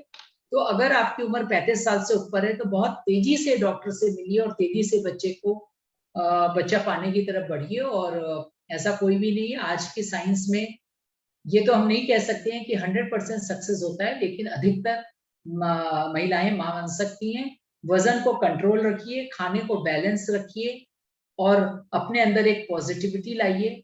और जिस भी डॉक्टर के पास इलाज करने के लिए जाइए, अगर आप डॉक्टर के साथ कंफर्टेबल नहीं है तो जरूर दूसरे डॉक्टर के पास जाइए, क्योंकि अगर आप कंफर्टेबल नहीं है, आप क्वेश्चन पूछेंगे नहीं, आपके दिमाग में एक निगेटिविटी रहेगी और वो भी अपने आप उसको रोक लेगी। स्ट्रेस को घटाइए, क्योंकि पॉजिटिविटी के साथ ही आप बच्चा पैदा कर सकते हैं। स्ट्रेस नेगेटिव हार्मोन्स देते हैं। आई थिंक और तो कोई क्वेश्चन नहीं है। मैम पारुल अग्रवाल का एक क्वेश्चन है कि medicine before and after milk cause vomit in baby, any specific reason for this? हम लोग पीडियाट्रिशियन नहीं है, हम कमेंट नहीं करेंगे। डॉक्टर चंदन नए ट्रेनिंग कर रखी है, वही इसको आंसर देंगी और उसके साथ वो फिर अपना भी वो शुरू करेंगे। डॉक्टर चंदन जो है न्यूनेटल फोरम है, वो उसकी ट्रेनर भी हैं और एडोलसेंट हेल्थ स्पेशलिस्ट भी हैं। उन्होंने बहुत कुछ हमारे ऑब्स-गाइनी के आगे भी ट्रेनिंग की हुई है। वो इसके बारे में थोड़ा बहुत अगर कुछ बता सकती हैं तो बताएंगी और उसके बाद वो अपना लेक्चर लेंगी। Good evening everyone. पहले तो मैं ये कहना चाहूंगी कि जो भी अभी तक हमने डिस्कशन देखा, तो डायबिटीज का जो खाना पीना है वो डिपेंड करता है कि आप किस रीजन के भी हो। अगर हम किसी ऐसे इंसान को बोले कि तुम चावल छोड़ दो और वो रोटी ना खा पाए या उसके पास कोई और ऑप्शन ना हो, तो हिमानी वो क्या करे उधर? हम जरूरी नहीं है कि आपको चावल बंद करने हैं, आप चावल खा सकते हैं। चाहे आप रेड राइस लीजिए, चाहे आप ब्राउन राइस लीजिए, चाहे आप ब्लैक राइस लीजिए, चाहे आप व्हाइट राइस लीजिए। मेरा एक 25 ग्राम का रोटी 45 ग्राम चावल के बराबर है, तो आप आराम से दोनों टाइम चावल खा सकते हैं। और एक और चीज है छोटी सी चावल के नाम पे मैं बताना चाहूंगी, जो लोग चावल खाना चाहते हैं खाएं, लेकिन हर समय वो कुकर का चावल नहीं खाएं। थोड़ा सा उसको स्ट्रेन करके खा लें तो उसमें से थोड़ा सा स्टार्च कम हो जाएगा। उसको थोड़ी देर भिगो लें, भिगो के धो लें तो थोड़ा सा स्टार्च कम हो जाएगा। मैं तो ब्राउन और रेड राइस की भी बात नहीं करती हूँ, आपके सिंपल व्हाइट राइस की बात करती हूँ जिसको आप खाते हैं। और अगर आप फिर भी थोड़ा सा और इम्प्रूव करना चाहते हैं, ब्राउन राइस की बिल्कुल बात नहीं करूंगी मैं पार बॉइल्ड राइस की बात करूंगी। पार बॉइल्ड राइस जिसको हम सेला कहते हैं, कचना चावल, उचना चावल कहते हैं, वो आपके बासमती जैस्मिन चावल से ज्यादा बेटर होता है, अनपॉलिश्ड होता है और उसके अंदर थोड़ा सा न्यूट्रिशन ज्यादा होता है। बल्कि मैंने तो अपने खाने में, अब तो खैर मैं रेड राइस खाती हूँ, लेकिन पार बॉइल्ड राइस को बहुत सालों से यूज कर रही हूँ। उसका स्वाद कहीं ज्यादा अच्छा होता है और वो देखने में भी कहीं ज्यादा खूबसूरत लगता है आपके सफेद चावल से, जिसमें से सब कुछ निकाल लिया जाता है। और एक चीज और भी छोटा सा बताना चाहूंगी, जैसे हिमानी ने आपको मिलेट्स के बारे में बताया, यानी हमारे मोटा अनाज। तो एक अगर मान लीजिए आप प्योर जीडीएम है, आपको लग रहा है क्या करूं मैं तो चावल के बिना जिंदा नहीं ही रह सकती हूँ और चावल मेरे को लिमिटेड मिल रहा है, तो हमारे व्रत में एक चीज आता है, उसको हमें सामा का चावल कहते हैं। बेसिकली मिलेट होता है, लेकिन वो देखने में एकदम सफेद होता है, चावल के दाने जैसा बनता है और खाने में बहुत स्वाद होता है। उससे आप खीर, पुलाव, चावल सब कुछ बना सकती हैं। मैं तो आपको यही टिप्स दे सकती हूँ। ओवर टू यू चंदन। हाँ, दूसरी बात ये भी है कि जो जीडीएम का जो पेशेंट होता है ना, वो खुद एक अपना डॉक्टर होता है। जिस चीज से उसको लगे वो हमेशा अपना शुगर चेक करता है। जिस चीज से उसको लगे कि उसका शुगर बढ़ रहा है, उसको वो चीज अवॉइड करनी है। या तो वो ज्यादा मात्रा में ले रहा है वो, या वो गलत चीज खा रहा है, वो उसको सूट नहीं कर रही है, तो वो अपना चीज बदल सकता है। इसी तरह जैसे कि अभी हमारे ने बताया, चावल रोटी जहाँ जो खाता है उसको वो कंटिन्यू करनी चाहिए, but portion size should be less. तो पोर्शन आपको देखना पड़ेगा किस पोर्शन से आपका शुगर बढ़ रहा है। अगर आपने पोहा खाया और आप पोहा एक बड़ा प्लेट खा रहे हो, तो उससे तो शुगर बढ़ेगी। हो सकता है आपकी पोर्शन में प्रॉब्लम हो। तो पोर्शन इज वेरी इंपॉर्टेंट। और इम्पॉर्टेंट है हर 2-3 घंटे में, जैसे कि मैडम ने बताया खाना. So that was about the GDM, and now we will be talking about our own subject, which is बच्चे वाला आंसर करना अल्ट्रासाउंड कैसे चाहोगी करते तुम और या क्या टेस्ट करते. बच्चे वाला आंसर करना तो चाहोगी? बच्चे वाला किसी ने, ठीक है. तो बच्चे में उल्टी का कारण ना मोस्टली 90% उल्टी का कारण जीई रिफ्लेक्स होता है. इसका मतलब होता है बच्चा कितना छोटा है ना. सबसे पहले ये बच्चा आपका कितना छोटा है. अगर वो 1 साल से कम है और वो ज्यादा उसका चलना फिरना नहीं है अभी, यानी कि 6 मंथ से कम, तो 6 मंथ से कम बच्चों को उल्टी आ रही है, मतलब आप उनको बर्थ नहीं कर रहे हो प्रॉपरली फीडिंग के बाद. उनको आपको प्रॉपरली अपने छाने पे रखना है और ऊपर से उसको बर्थ करके डकार दिलवानी है, तब जाके उनको सुला सकते हो आप, अदरवाइज वो वॉमिट करेगा. दूसरी बात होती है ओवर फीडिंग. बार बार माओ को ये देखा जाता है कि घर में जो बड़े होते हैं वो कहते हैं सुसु कर लिया पिला दो दूध, पोटी कर लिया पिला दो दूध. तो ऐसे हर 5 मिनट में 10 मिनट में आप बच्चे को पिलाओगे, पिलाते रहो. बच्चे को तो रिफ्लेक्स है, आप उसको जितनी बार ब्रेस्ट फीड करोगे वो उतनी बार ब्रेस्ट फीड करेगा. उसको थोड़ी पता है उसको कितना पीना है. वो ऐसे ना करेगा नहीं. उसके मुंह में उंगली डालोगे तो वो आपकी उंगली को लेगा, उसको सक करेगा. तो उसका मतलब ये नहीं है कि वो भूखा है. अगर आपने दिया है अच्छे से 15 minute right side, 15 minute left side, आधे घंटे की वो सेटाइटी है और वो 2 घंटे आराम से उसको और दूध पीने की कोई जरूरत नहीं है. लेकिन अगर आप उसको बार बार फीड कर रहे हो, ओवर फीडिंग की वजह से भी वो वॉमिट करता है. तो ये मोस्ट इंपॉर्टेंट 2 कॉजेज हैं बच्चे की वॉमिटिंग के लिए. तीसरा होता है कि अगर बच्चे की तबीयत खराब है तो वो वॉमिट कर रहा है, तो उस मामले में अब आपको फिर डॉक्टर को देखना पड़ेगा कि क्या प्रॉब्लम है.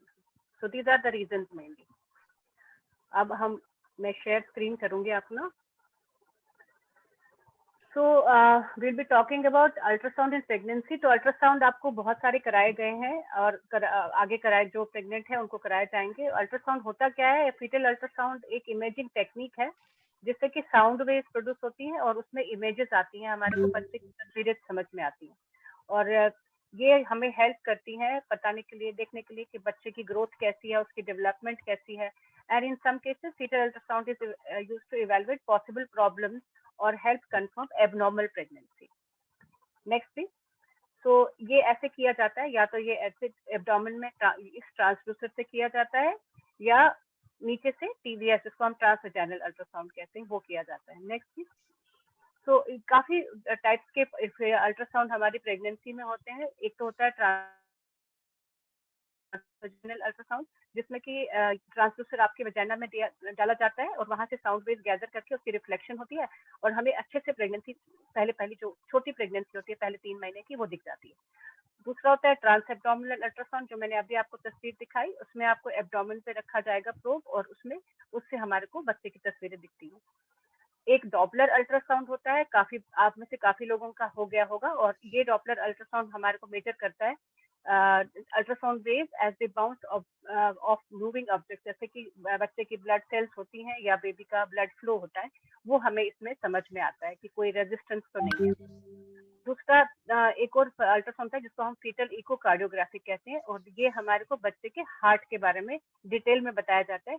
स्पेशली ये उन पेशेंट्स में किया जाता है जिनका शुगर की बीमारी हो, क्योंकि शुगर की बीमारी वाले पेशेंट्स में ज्यादा अंदेशा होता है कि शायद उनको हार्ट के कुछ डिफेक्ट्स होते हैं. तो पहला अल्ट्रासाउंड किया जाता है जब हमारे पास पेशेंट आता है करीबन दूसरे महीने में, और हमें ये प्रेगनेंसी कंफर्म करनी होती है और उसकी लोकेशन कंफर्म करनी होती है कि कहाँ पर है. हमें ये भी कंफर्मेशन हो जाती है कि नंबर ऑफ बेबीज कितने हैं, 1 है, 2 है, 3 है. एक और चीज जिसको हम एक्टोपिक प्रेगनेंसी कहते हैं, जो कि अपनी जगह पे प्रेगनेंसी ना होके कहीं दूसरी जगह पे होती है, जैसे कि यूट्रस के बाहर, यानी ट्यूब्स में हो सकती है, ओवरीज में हो सकती है या एब्डोमेन में हो सकती है. इसको हम एक्टोपिक प्रेगनेंसी कहते हैं और ये बहुत ही खतरनाक चीज होती है जिसमें कि हमें इमीडिएट अटेंशन पेशेंट को देना पड़ता है. कभी कभी हमें इसका ऑपरेशन भी करना पड़ता है इमरजेंसी में. नेक्स्ट, ये जानलेवा हो जाता है. तो लेवल 1 अल्ट्रासाउंड, सेकेंड अल्ट्रासाउंड किया जाता है प्रेगनेंसी में. इससे हमारे को बर्थ डिफेक्ट्स जो होते हैं वो हमें पता चलते हैं. इसको हम एंटी स्कैन भी कहते हैं. और इसके साथ साथ हम कुछ टेस्ट करते हैं, ब्लड टेस्ट, जिसका नाम होता है डबल मार्कर या first trimester quadruple marker.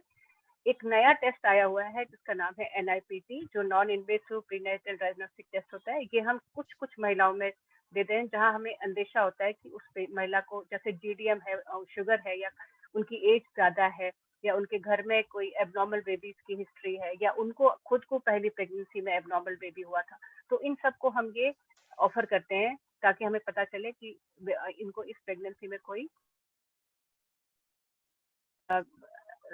Congenital एनॉर्मली तो नहीं है। अगर इन सब चीजों में कोई हमें पॉजिटिव चीज लगती है तो हमें आगे एक और टेस्ट करना पड़ता है जिसको हम कहते हैं CVS यानी कोरियोनिक विलस सैंपलिंग। इसमें क्या है, इसमें बच्चे का हम पानी निकालते हैं और उसमें हम कुछ सैंपलिंग करते हैं नीचे से, और उससे हमें पता चलता है कि बेबी में कोई डिफेक्ट तो नहीं है। Next please. तो ब्लड टेस्ट ये जो फर्स्ट ट्राइमेस्टर स्क्रीनिंग होती है, जो डबल मार्कर टेस्ट किया जाता है, ये हमें 11 to 14 वीक्स पे करना पड़ता है लेवल 1 अल्ट्रासाउंड के साथ। इसमें हमें डाउन सिंड्रोम जो क्रोमोसोम नंबर 21 और 18 का होता है उनके डिफेक्ट पता चल जाते हैं। और ये हमारे को अगर इसमें कोई प्रॉब्लम समझ में आती है कि ये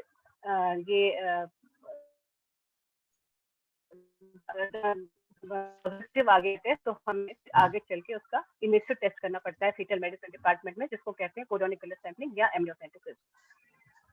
ये जो 12-14 वीक अल्ट्रासाउंड होता है, इसमें भी ये स्क्रीनिंग टेस्ट जैसे मैंने बताया, इसमें क्या, इसमें 2 चीजें देखी जाती है। एक तो हम नेजल बोन देखते हैं, और हम ये पीछे से जो हमारी ये नेक की जो बोन होती है उसको देखा जाता है। और इसमें ये ब्लड टेस्ट होता है, और ये हम हर किसी औरत को ऑफर करते हैं। Next please. तो मैंने एक सवाल सब लोग मेरे से पूछते हैं, मेरे पेशेंट, मैडम हमारे को तो अभी 2 वीक्स ही हो गया है प्रेगनेंसी को, एक्चुअली आप कैसे बोलते हो ये 4 वीक्स की प्रेगनेंसी है जब अल्ट्रासाउंड की रिपोर्ट आती है। तो बहुत ही कंफ्यूजन होता है उसमें। So what happens is it can be confusing during the first month because pregnancy, which is average 40 weeks long, is actually measured from first day of, हम पहले first day of your last menstrual period से जो होता है उससे calculate करते हैं।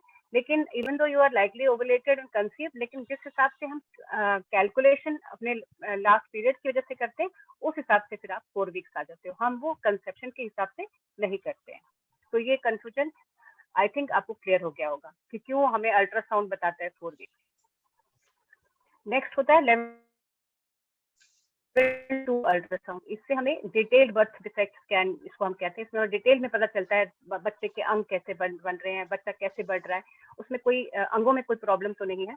और ये पूरी एनाटॉमी हमारे को बच्चे के डिटेल, उसके हाथ पैर, उसका हार्ट, उसका दिमाग के क्वेश्चन, वो सब बताते हैं। एंड इसमें अगर कोई प्रॉब्लम हमारे को आती है तो इसके बाद हम foetal medicine department again we go to them. अगर ये पॉजिटिव आता है, इसमें कोई प्रॉब्लम आती है, तो हम डिटेल में उसकी डिस्कशन करते हैं। और अगर हमें लगेगा कि बच्चा एबनॉर्मल है तो हम 20 हफ्ते तक उस बच्चे को गिरा सकते हैं, लेकिन हमें 20 हफ्ते से पहले ही ये टेस्ट कराना चाहिए, क्योंकि हिंदुस्तान में हमारा कानून हमें बियॉन्ड 20 वीक्स फिर बच्चे को छेड़ने के लिए मना करता है। वो हमारे को, हम लोग अलाउ नहीं है कुछ भी करने के लिए उसके लिए।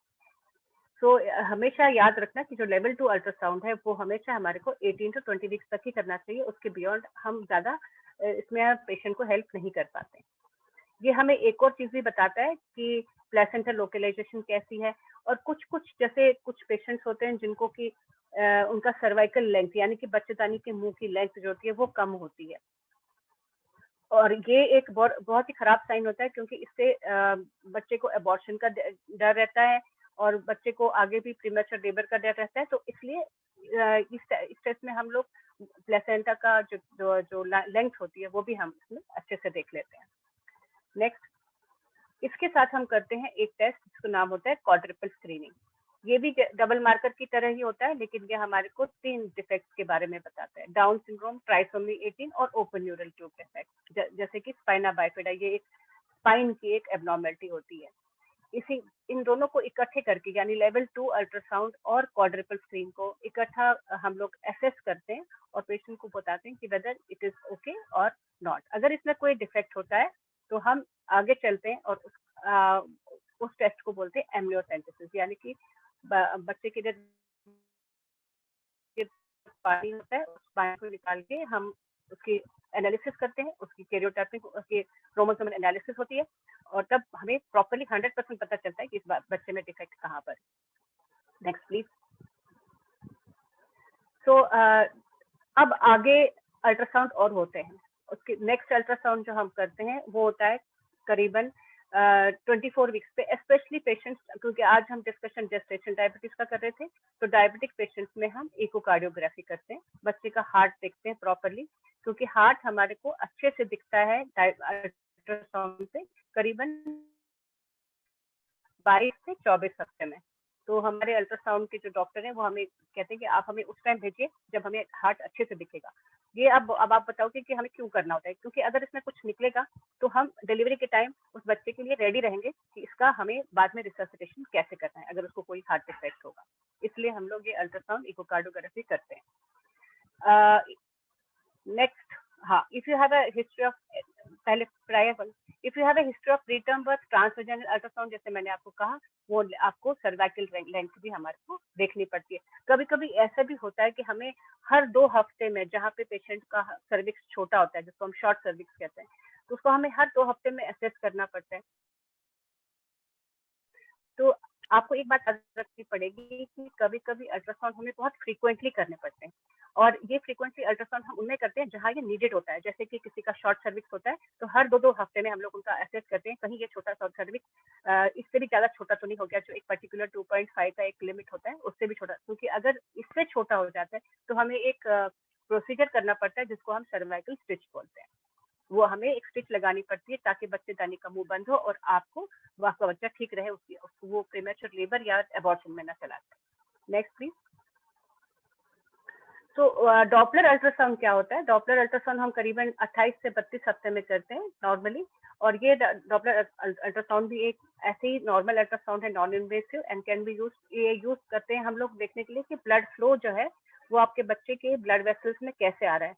वो उनका वो हाई फ्रीक्वेंसी साउंड वेव से ये उस पर बेस्ड होता है, जो रेड सेल्स में से जाती है वेव, वो रिफ्लेक्ट होती है और हमें पता चलता है कि कैसा अम्बिलिकल आर्टरी का फ्लो है, यानी कि बच्चे की आर्टरीज में फ्लो है, और यूट्राइन आर्टरी में फ्लो है, जैसे यानी मदर की आर्टरीज में कैसा फ्लो है। अगर उसमें कोई रेजिस्टेंस होती है या ऐसा कुछ प्रॉब्लम होता है जो डॉपलर में, जैसे कभी गॉड फॉरबिड कभी रिवर्सल फ्लो, उल्टा फ्लो, यानी माँ से बच्चे के बजाय बच्चे से माँ में चला जाता है, तो वहाँ पे हमें इंटरवीन करना पड़ता है। और ये बहुत ही इंपॉर्टेंट अल्ट्रासाउंड है, खासकर जो हाई रिस्क प्रेगनेंसीज होती है उसमें हम डॉपलर अल्ट्रासाउंड जरूर करते हैं ताकि हम इंटरवीन करें और एक हेल्दी मदर और एक हेल्दी बच्चा दे दें। Next please. So first foetal doppler scan हम 28 to 32 वीक्स करते हैं, और इसमें हम जैसे मैंने बताया blood circulation, uterine umbilical arteries कहते हैं, और सेकंड ग्रोथ स्कैन या अगर नीडेड हो तो कलर डॉपलर स्टडी हम फिर 36 to 40 वीक्स के बीच में करते हैं, डिपेंडिंग अपॉन आपके डॉक्टर कब चाहते हैं। तो इसमें भी हम इस वाले स्कैन में हम ये देखते हैं कि बच्चे का वेट कैसा है, क्या वो वेट नेगोशिएट करेगा बर्थ कैनाल को, क्योंकि जीडीएम में देखा जाता है जो जेस्टेशनल डायबिटीज में बच्चे मोटे पैदा होते हैं, तो क्या वो मोटे बच्चे उस बर्थ कैनाल में से निकल पाएंगे या नहीं। तो एक बड़ा ही गार्डेड हम लोग अप्रोच रखते हैं डिलीवरी के टाइम। अगर बच्चे का वेट सपोज को 4 किलो का बच्चा दिखा रहा है या 3.5 से भी ज्यादा बच्चा बिटवीन 3.5 to 4 या 4 से भी ज्यादा होगा, तो उधर हम असेस करेंगे कि whether that pelvis is able to negotiate the baby weight। तो उसी हिसाब से, इसीलिए ये इम्पोर्टेंट अल्ट्रासाउंड बन जाता है डिलीवरी के लिए। Next please. नेक्स्ट। हाँ, कुछ सवाल जो हमारे पेशेंट पूछते हैं हमसे कि क्या मैम हमारे को अल्ट्रासाउंड के जो प्रेशर आता है क्या ये मेरे बेबी को हर्ट करेगा? तो देयर इज नो एविडेंस कि ये अल्ट्रासाउंड कभी किसी बेबी को प्रेशर से कोई भी हर्ट कर देता है। Next please. Blood test or ultrasound pose very limited risk to you, and always get ultrasounds at accredited facilities, in the sense जहाँ पे आपका डॉक्टर आपको बोलता है अल्ट्रासाउंड करने के लिए वहां से करवाइए, क्योंकि डॉक्टर को एक विश्वास होता है उस सोनोग्राफिस्ट पे कि उसकी फाइंडिंग्स ठीक होती हैं। आप इतना पैसा खर्चते हो और आप ऐसी जगह पे जाते हो जहाँ की पूरी सी रिपोर्ट हमारे को नहीं मिलती है, फिर आपको दोबारा जाना पड़ता है। इससे बेटर है कि आप अपने क्लिनिशियन से पूछिए कि कहाँ जाना है, ताकि हमारे को प्रॉपर अल्ट्रासाउंड आपके हों। और आपको पानी यूजुअली जब पहले ट्राइमेस्टर में कराते हैं ट्रांस एब्डोमिनल अल्ट्रासाउंड, तो पानी पीने के लिए और फुल ब्लैडर के लिए कहा जाता है, लेकिन अगर टीवीएस किया जाता है तो उसमें जरूरत नहीं पड़ती है। लेट सेकंड थर्ड ट्राइमेस्टर में भी पानी की जरूरत नहीं पड़ती है, और ना ही इसका कोई रिलेशन खाने पीने से होता है। एक क्वेश्चन है, I have a question that is it necessary कि फर्स्ट प्रेगनेंसी सी सेक्शन से हुई है तो सेकंड भी सी सेक्शन से होगी? हाँ, आपका ये डिपेंड करता है कि आपका फर्स्ट प्रेगनेंसी में सी सेक्शन क्यों हुआ था। अगर ऐसा कोई रीजन है कि बर्थ कैनाल छोटी थी, आपके मतलब कॉन्ट्रैक्टेड पेल्विस जिससे होता है, उसमें अगर होता है तो नॉर्मली उसमें हमें हमेशा दोबारा से सिजेरियन करना पड़ता है। अगर ऐसे ही बहुत सारे इंडिकेशंस है जिसमें कि एब्सोल्यूट इंडिकेशंस होती है कि सेकंड में प्रेगनेंसी, लेकिन हाँ there is a entity called as VBAC, मतलब वेजाइनल डिलीवरी आफ्टर सिजेरियन। उसके लिए बहुत ही काउंसिल करना पड़ता है पेशेंट को, पेशेंट भी रेडी होना चाहिए वो रिस्क लेने के लिए, but most of the times आजकल के जमाने में कोई रिस्क लेना नहीं चाहता, ना तो पेशेंट लेना चाहता है ना उसका क्लिनिशियन लेना चाहता है। इसीलिए ज्यादातर लोग क्या करते हैं कि सेक्शन के लिए ही मतलब एडवाइस करते हैं, क्योंकि अगर पेशेंट रिस्क नहीं लेगा तो क्लिनिशियन तो उससे ज्यादा रिस्क नहीं लेगा। और वीबैक में खतरे तो रहते ही हैं कि ये भी डिपेंड करता है कि पहली डिलीवरी और दूसरी डिलीवरी में कितना फर्क था, और बच्चे को भी खतरा रहता है और बच्चेदानी फटने का भी खतरा रहता है, क्योंकि जहाँ पे स्कार होता है वहाँ पे भी खतरा बढ़ा रहता है। तो it all depends upon clinical picture as a whole, और let it be the decision of your doctor, whatever she advises you that will be best for. देखिए वीबैक जैसे कहते हैं वेजाइनल बर्थ आफ्टर सिजेरियन, वो एक आप ये समझिए कि इंस्टीट्यूशनल डिलीवरी के अलावा और कहीं भी नहीं हो सकता है, क्योंकि आपका बच्चा जिस समय आपका रप्चर यूट्रस होना शुरू होता है विद इन 30 मिनट्स अगर वो बाहर नहीं आया तो आपकी जान के साथ साथ बच्चे की जान को बहुत बड़ा खतरा है। यहाँ तक कि इतना खतरा है कि बच्चा अपाहिज पैदा हो सकता है, मर सकता है। तो इसलिए जरा, और वीबैक में दूसरी चीज ये भी देखनी पड़ती है आपको पुराने सिजेरियन में कहाँ हुआ था, किसने किया था, कितना हैंडल था, कोई इन्फेक्शन था कि नहीं था। तो ये वीबैक एक बड़ी डिफिकल्ट सी चीज है, इसलिए मैक्सिमम डॉक्टर्स नहीं करना चाहते हैं। अगर आपको वीबैक कराने की बहुत ज्यादा इच्छा है तो आप अपना डॉक्टर ढूंढिए, अपने डॉक्टर से साफ बात करिए। जैसे मुझे कोई बोलता है मैंने बहुत कराए हैं, लेकिन अब मुझे मालूम है कि वो वीबैक ना तो मैं अब करा सकती हूँ, ना इतना मैं समय लगा सकती हूँ, और ना उससे कोई फायदा मुझे मिल सकता है, क्योंकि 50% को बीच में लेके दौड़ना पड़ता है, और उस समय मेरी भी जान खतरे में होती है, बच्चे की भी जान खतरे में होती है, माँ की जान भी खतरे में होती है। वीबैक कुछ ही इंस्टीट्यूट्स कर रहे हैं, आप उनको फाइंड आउट करो अगर आपको वीबैक कराने का बहुत ज्यादा आपका दिल है, और वहां आप वीबैक करा सकते हो। ऐसा कोई वो नहीं है कि वीबैक नहीं होता है, लेकिन doctor has to be very sure कि वो आपका हाथ पकड़ के बैठेगा, या उसकी टीम हमेशा आपके हाथ को पकड़ के बैठेगी। उसके पास एनेस्थेटिक पीडियाट्रिशियन इमीडिएटली अवेलेबल है। किसी स्टैंड अलोन नर्सिंग होम में स्टैंड अलोन डॉक्टर्स आपको कभी प्रॉमिस नहीं कर सकता, अगर प्रॉमिस कर भी रहा है ना तो उसकी बातों में बताइए।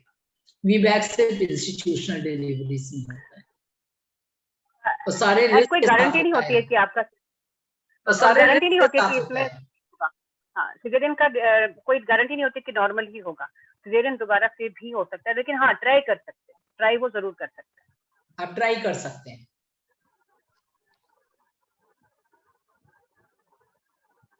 आई think we answered all the questions. फिर आइएगा नेक्स्ट मंथ, हम लोग फिर मिलेंगे, किसी नए सब्जेक्ट को लेकर के डिस्कस करेंगे। नमस्कार, over to you Deepika. Thank you. Thank you, ma'am. We have this series going on till the end of this year, every third Thursday, 3:30 to 5 p.m.